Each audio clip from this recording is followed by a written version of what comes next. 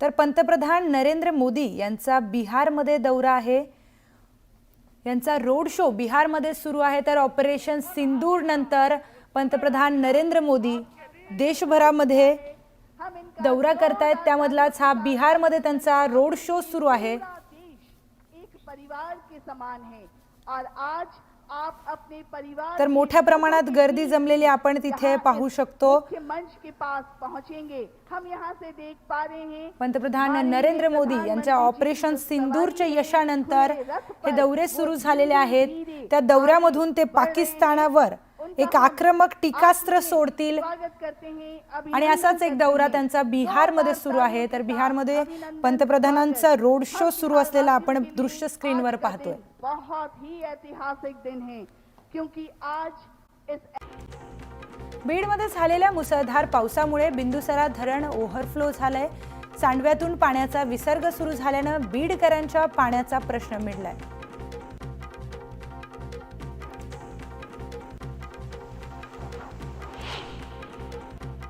बीड शहराला पाणी पुरवठा करणारं बिंदुसरा धरण पूर्ण क्षमतेनं भरलंय। त्यामुळे बीडचे आमदार संदीप क्षीरसागर यांनी तलावातील पाण्याचं विधिवत जलपूजन केलं। बीडच्या बिंदुसरा नदीला पूर आलाय। तर दगडी पुलावरून पाणी वाहू लागल्यानं नदीकाठच्या नागरिकांना सतर्कतेचा इशारा देण्यात आलाय। तर बिंदुसरा धरण ओव्हरफ्लो झाल्यानं पुराची शक्यता वाढवण्यात आली आहे। मराठवाड्यातील 8ही जिल्ह्यांमध्ये मागील 24 तासात दमदार पाऊस झालाय। 680 गावांमध्ये अतिवृष्टीची नोंद करण्यात आली। तर सर्वाधिक पावसाची नोंद जालना जिल्ह्यात झाली। धाराशिव जिल्ह्यातील येडशी परिसरात मुसळधार पावसानं हजेरी लावली आहे। त्यामुळे लातूर आणि बार्शी मार्गावर पाणीच पाणी झालंय। जागोजागी पाणी साचल्यानं रस्त्यातही खचलाय आणि रस्ता खचल्यानं जीव धोक्यात घालत नागरिकांचा प्रवास सुरू आहे। जळगाव जिल्ह्यात झालेल्या मुसळधार पावसामुळे 753 गावांमधील 17,154 शेतकऱ्यांना फटका बसलाय। केळीसह फळपिकांचं मोठ्या प्रमाणात नुकसान झालं। तर जवळपास 10,632 हेक्टरवरील पिकांचं नुकसान झाल्यानं शेतकऱ्यांकडून नुकसान भरपाईची मागणी करण्यात येते। अहिल्यानगर जिल्ह्यात मागील काही दिवसांपासून मुसळधार पावसानं हजेरी लावल्यामुळे पिकांचं मोठ्या प्रमाणात नुकसान झालंय। खासदार निलेश लंके यांनी या नुकसानीची तातडीनं पाहणी करत मदतीची घोषणा केली। सोलापूर तालुक्यातील कासेगाव येथील ओढ्याला पूर आलाय। मागील 3 ते 4 दिवसात पावसानं दमदार हजेरी लावल्यानं नदी नाल्यांसह ओढे तुडुंब भरून वाहू लागले। त्यामुळे अनेक शेतकऱ्यांच्या शेतातही पाणी शिरलंय। मुसळधार पावसामुळे छत्रपती संभाजीनगर जिल्ह्यातील घारेगाव पिंपरी शिवारातील शेतकऱ्याची विहीर खचली। विहीर खचतानाची घटना सीसीटीव्हीत कैद झाली आहे। अवघ्या काही सेकंदातच विहीर जमीनदोस्त झाली। त्यामुळे शेतकऱ्याचे तब्बल 10 ते 12 लाखांचं नुकसान झालं। मे महिन्यात मुसळधार पावसानं हजेरी लावल्यानंतर आता पावसानं थोडी विश्रांती घेतली। पावसाचा वेग मंदावलाय। तर येत्या 24 तासांमध्ये मात्र विदर्भात पावसाचा जोरदार इशारा देण्यात आलाय। 30 मे ते 6 जून पर्यंत पावसाची उघडीप सुरूच असेल।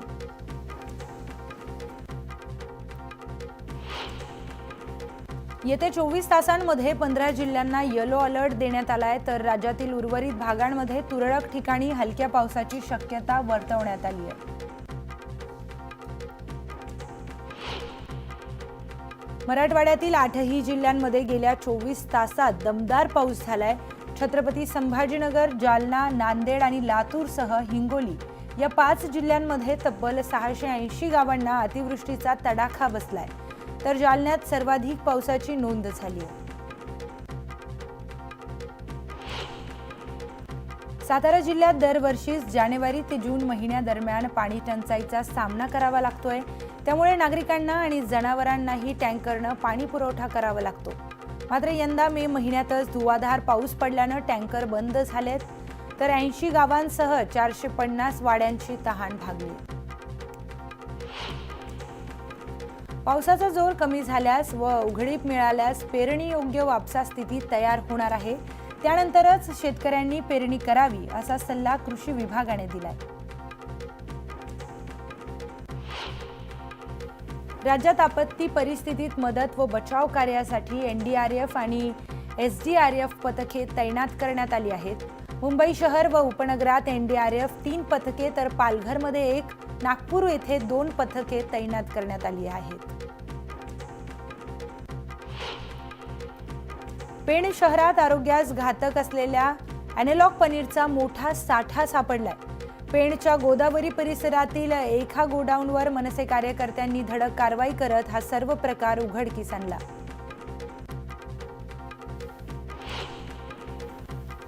ताडोबा व्याघ्र प्रकल्पात पहिल्यांदाच 2 रानटी हत्तींनी प्रवेश केलाय. त्यामुळे वनविभागात एकच खळबळ उडाली. वनविभागाचे एक पथक या रानटी हत्तींवर बारकाईने लक्ष ठेवून आहे.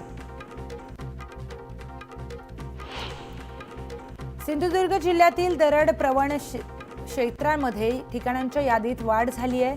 ही आकडेवारी 20 वरून 63 वर पोहोचली आहे. सिंधुदुर्ग जिल्ह्यामध्ये 20 ठिकाणी दरड कोसळली होती.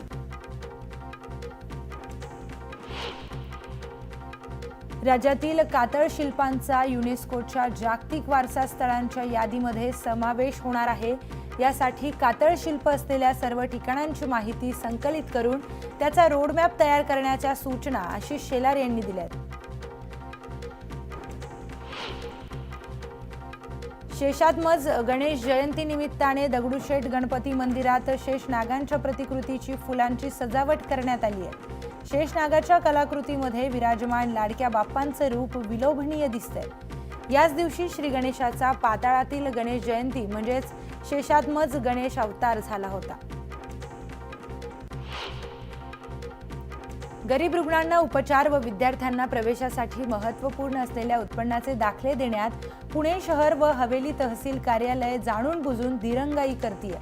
हे दाखले त्वरित द्यावे यासाठी रुग्ण हक्क परिषदेच्या वतीनं जागरण गोंधळ आंदोलन करण्यात आलं.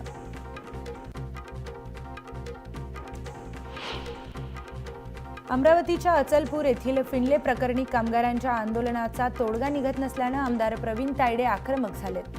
कामगारांचं वेतन द्या नाही तर तुमच्या 3 लोकांना फासावर लटकवणार असा थेट इशारा मिलच्या अधिकाऱ्यांना तायडे यांनी दिलाय. अहिल्यानगर जिल्ह्यात पालिकेच्या अतिक्रमण विरोधी पथकानं कोटला परिसरात धडक कारवाई करत अनेक बेकायदेशीर अतिक्रमणं हटवली आहेत. यावेळी कारवाई दरम्यान पोलीस पथकानंही खंबीर साथ दिली. मागील 10 ते 12 दिवसांपासून झालेल्या पावसामुळे कास पठारच्या सौंदर्यात भर पडली आहे. कास पठार हिरवंगार झाल्यानं पर्यटकांची पावलं आपोआप कास पठाराकडे वळू लागली. येथे 4 प्रकारची दुर्मिळ फुलं उमलायला सुरुवात झाली. नागपुरातील नाग नदीची स्वच्छता अद्यापही अपूर्णच आहे. त्यामुळे मुसळधार पाऊस झाल्यास पुन्हा पूर स्थिती निर्माण होण्याची भीती वर्तवण्यात येते. या प्रकरणी आमदार प्रवीण दटकेंनी पाहणी करून नाराजी व्यक्त केली. नितीन गडकरी यांनी लिहिलेले संघातील मानवी व्यवस्थापन पुस्तकाचं आज प्रकाशन होणार आहे. यावेळी सुनील आंबेरकर आणि विवेक घळसासी हे प्रमुख पाहुणे उपस्थित राहणार आहेत.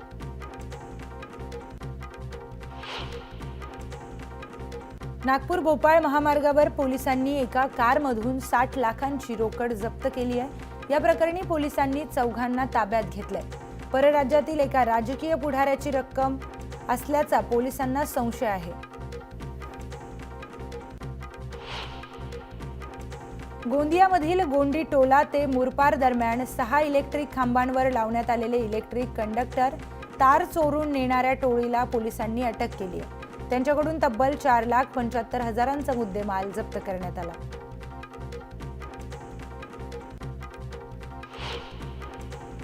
सोलापुरातील धक्कादायक प्रकार उघडकीस आलाय. आईसोबत मित्रानं अनैतिक संबंध ठेवल्याचं उघडकीस आल्यानंतर मित्रानंच मित्राची हत्या केली आहे. या प्रकरणी पोलिसांनी आरोपीला अटक केली. पुण्याच्या जुन्नर तालुक्यातील ओतूर पोलिसांनी घरफोडी करणाऱ्या आरोपीला अटक केली. गोल्ड लोन व्हेरिफिकेशनसाठी आलेल्या कागदपत्रांद्वारे आरोपीचा शोध घेण्यात पोलिसांनी तपास केला.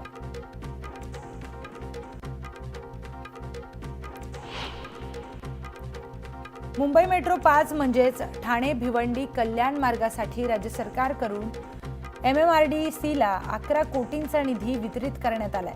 आतापर्यंत या प्रकल्पासाठी मागील 3 वर्षांमध्ये 171 कोटी रुपये देण्यात आले.